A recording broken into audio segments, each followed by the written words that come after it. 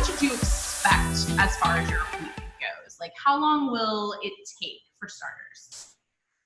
We allow an hour and a half to 2 hours for our appointments. And just depending on if we're starting at ground zero and bride has never tried on, we very well may take up the whole 2 hours. But if somebody really knows what they're looking for, it can be a lot quicker than that. So you definitely want to allow time. You don't want to be rushed or stressed. Yes, and eat beforehand. Don't pass out. Eat beforehand. Don't be a hangry bride. Exactly. No, it's true. And it's a lot of work trying on these big, heavy dresses. So I don't think people realize that. And you would be surprised how many people don't eat beforehand because they don't want to be bloated or feel full or whatever. And then they do get lightheaded. Yeah. So make sure you come nourished, ready to go. Yes. I love it. So how do you decide who should come with you?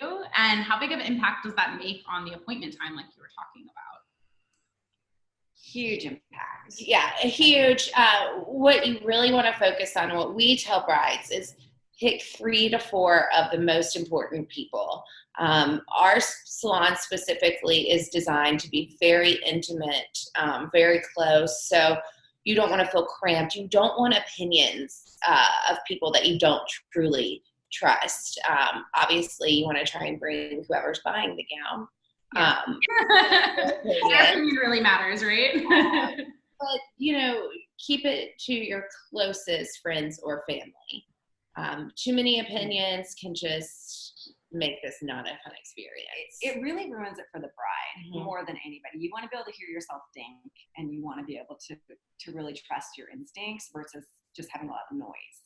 Yeah.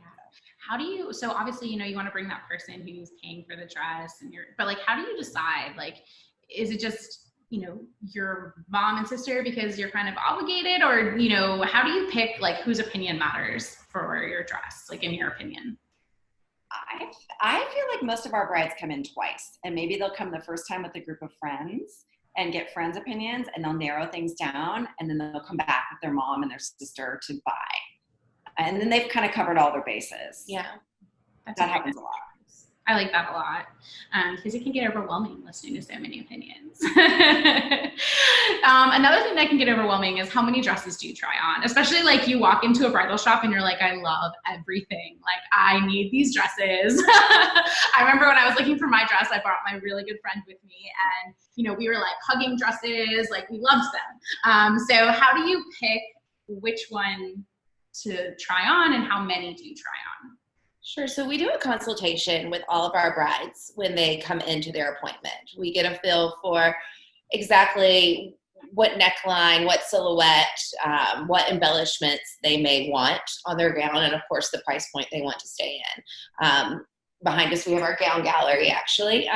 So Michelle and I know our inventory very well, and we know what custom changes we can do to gowns. So we like to walk our brides through the gown gallery and choose about 8 to 10 dresses and really guide them based on what they've told us their style is that they're looking for.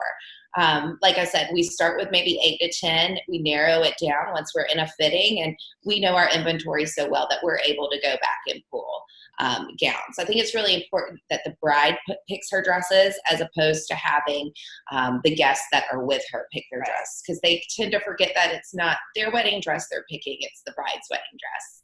Yeah. Yes, and it's so tiring for the brides when they've got all their friends picking different dresses, and then they're trying on things they would never actually want to wear.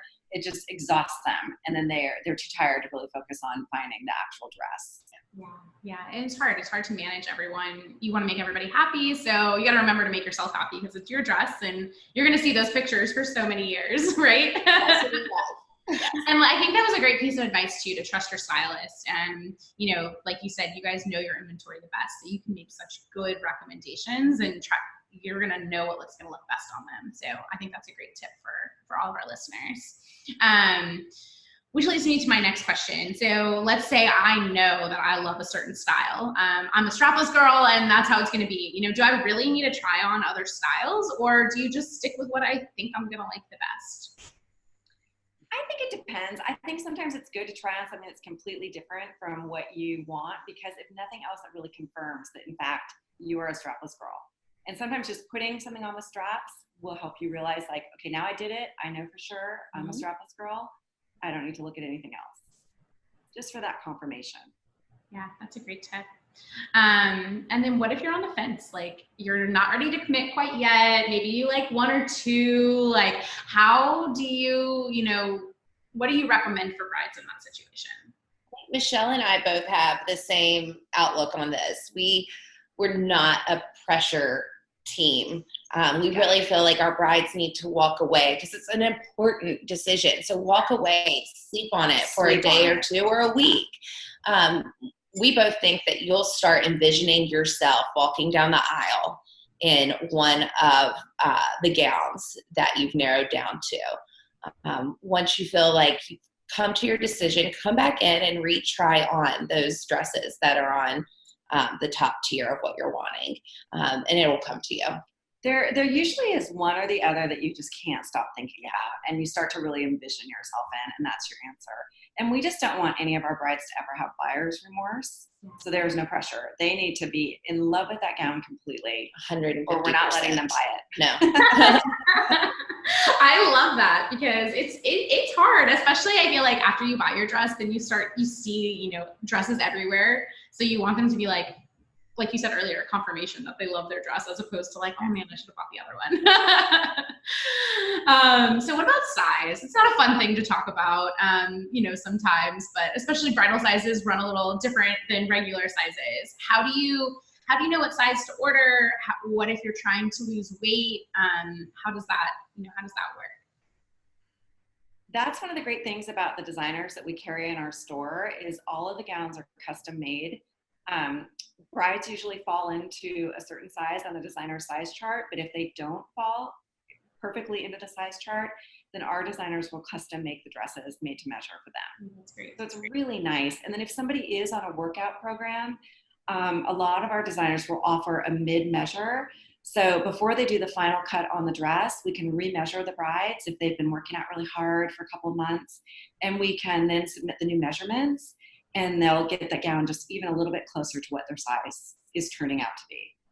And then of course, we offer in-house alterations for all of our gowns. So every time the gowns come in, we always need to do a little bit of fitting just to perfect everything.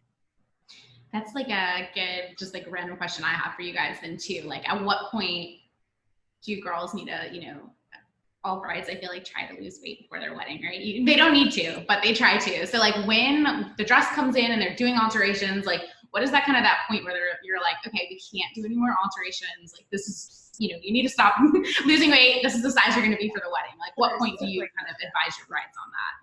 That's a great question. I think, and I tell all of our brides this, be at your goal weight 8 weeks out from your wedding date and be ready to maintain that. That's typically when we start your fittings, 6 to 8 weeks before either portraits or your wedding. Just try and maintain that goal weight at that point. We do several fittings, and Michelle and I are very big on doing a final fitting the week before your wedding. Sometimes you just can't control your stress, and we want to make sure that gown fits perfect for when you walk down the aisle. So we do a final fitting the week before, but really set your goal weight about 6 to 8 weeks out from your wedding date. There is this interesting bridal adrenaline that kicks in. And even when brides think they're maintaining, they're doing everything they can. I don't know what it is, whether it's just anxiety, running around, or whatever. But even dropping or gaining weight can make a difference. So we perfect everything right before. Yeah.